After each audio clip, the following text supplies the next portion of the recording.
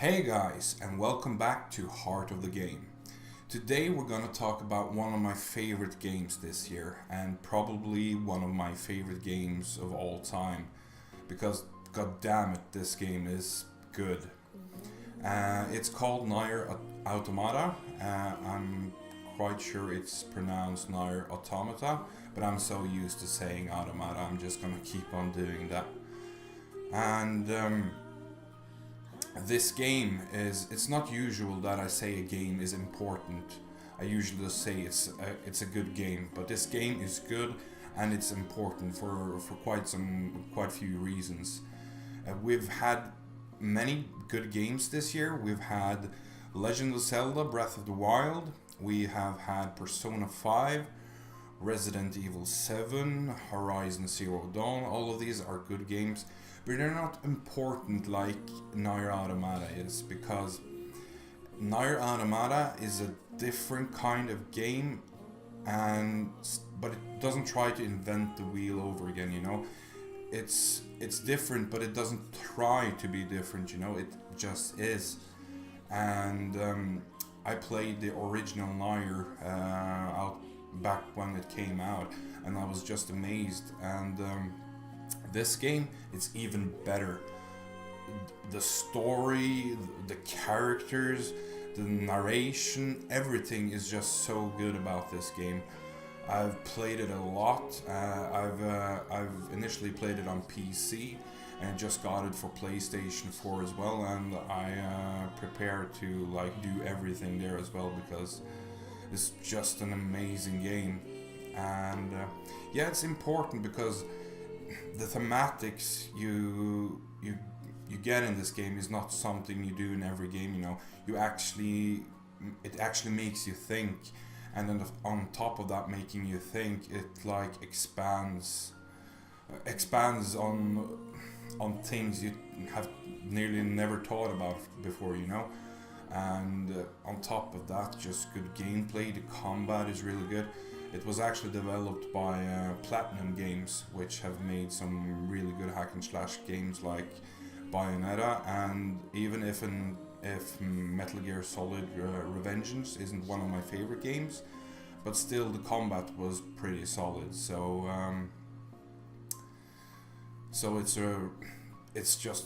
it got everything, and I really didn't think we would get games like this in 2017, because okay, there comes out a handful of good games, and 2017 has been a really good year for gaming in general, but before that it was a big dry period with good games. So yeah, I've made up an overview video for you guys, as I usually do. So we're gonna take a look at that, and I'll see you after the video.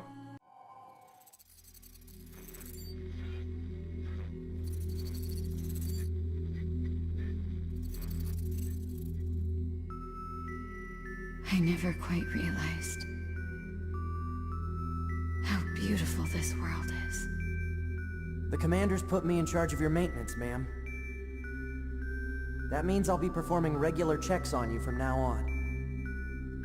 If anyone is listening to this, there's something I need you to do. If you ever meet up with your High Unit 9S, I want him... Nier Automata is an action role-playing game and was developed by Platinum Games and published by Square Enix for the PlayStation 4 and Microsoft Windows. It was released the 23rd of February 2017 in Japan, in North America the 7th of March and the 10th of March for PAL regions. Worldwide PC release was on the 17th of March 2017. Nier Automata is the sequel to Nier that came in 2010. The Nier games is actually a spin-off of the Drakengard series. Production began in 2014 with series creator Yoko Taro in the lead of the project. The story starts off with you playing as 2B, an android created to counter the threat that are the machines. The machines that were created by invading aliens now have control over the Earth. Humanity have now fled to the moon and built androids to fight the alien machine lifeforms. It kicks off with you and some other Yora units, Yora being the organization dedicated to bring back the Earth under human control and destroy the machines. You are on the hunt to destroy a Goliath-class machine lifeform to gain a foothold on Earth. All the other Yora units get destroyed during the operation, and you continue on this mission alone. After fighting your way through what looks to be an old factory/oil rig, you get confronted by a huge machine buzzsaw. You end up defeating this boss, and you get introduced to another protagonist of the game, 9S, which is a Yora scout unit. You find out that the buzzsaw wasn't the Goliath class machine you were looking for, so you decide to split up to continue looking for it. 2B covering the ground and 9S scouting ahead in air, since his flight suit is still intact. You go through what should have been an abandoned factory complex, but you find out the machines have repurposed it to make even more machines. After some confrontations with the machines, the Goliath class machine reveals itself after concealing itself as a goddamn oil rig, and it's ready to kill, kill, kill, as the Goliath gently puts it. The battle ensues and both 2B and 9S give it their all, and they emerge victorious over the Goliath. But 9S is badly hurt after the battle, and it looks like field repairs just won't cut it. Suddenly, when 2B is trying to figure out how to help 9S, 2 more oil rig Goliaths show up, and they are left with no other option than to start a black box reaction, blowing them and the Goliaths up. Everything for the mission, right? The camera zooms out and we're in space, and to be more specific, we're in the bunker on the moon, which is Yora's main base, and we're in control of 2B again.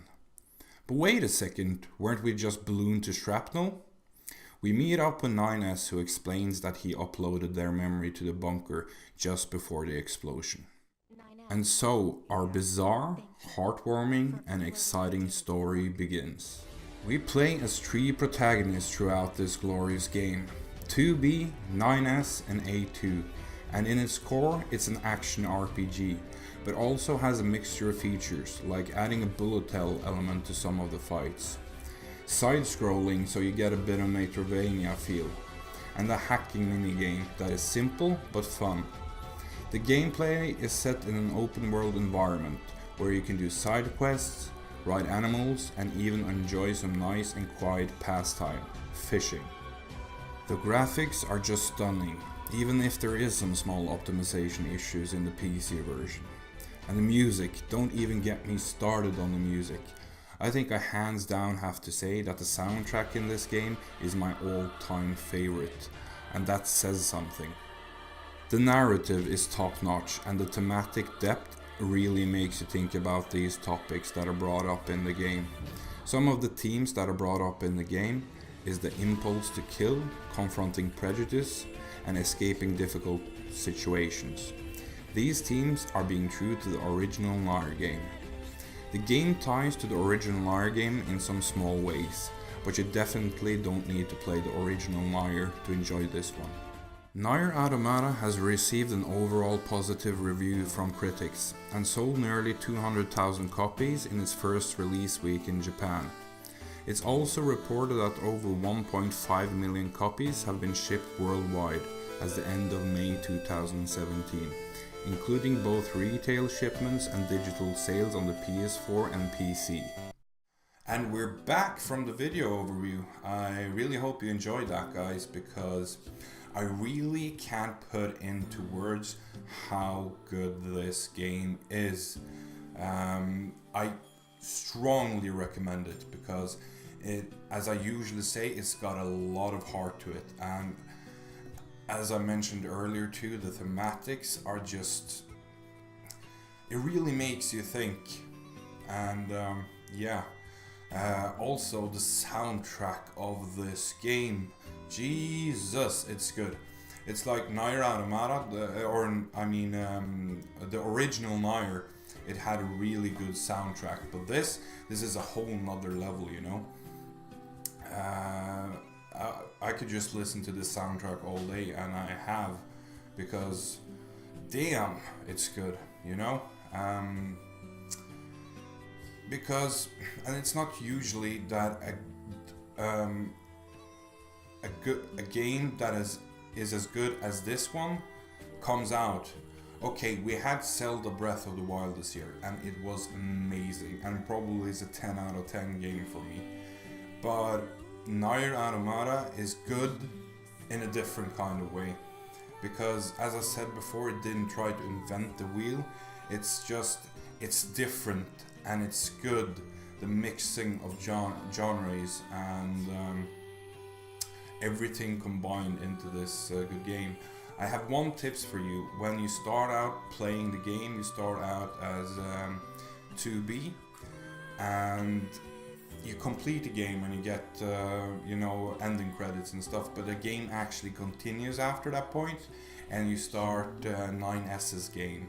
And the same for when you're done with 9S, you feel like you've completed the game and the credits start rolling, but there's actually a whole nother playthrough playing as A2. Another thing, this game has multiple endings. You have like ending for every protagonist you complete the game with, and you have like secret endings and bad endings and funny endings. You have a secret boss that is really that you can sink your teeth into, and a lot of side missions. And if you're into hunting platinum trophies or achievements on Steam for this game, it's got this cool feature that you can actually buy the achievements in game with in-game currency if you haven't actually gotten that achievement. So that's a different way to do things.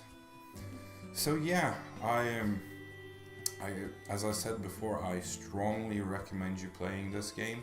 If it hasn't been in your crosshairs, it should be.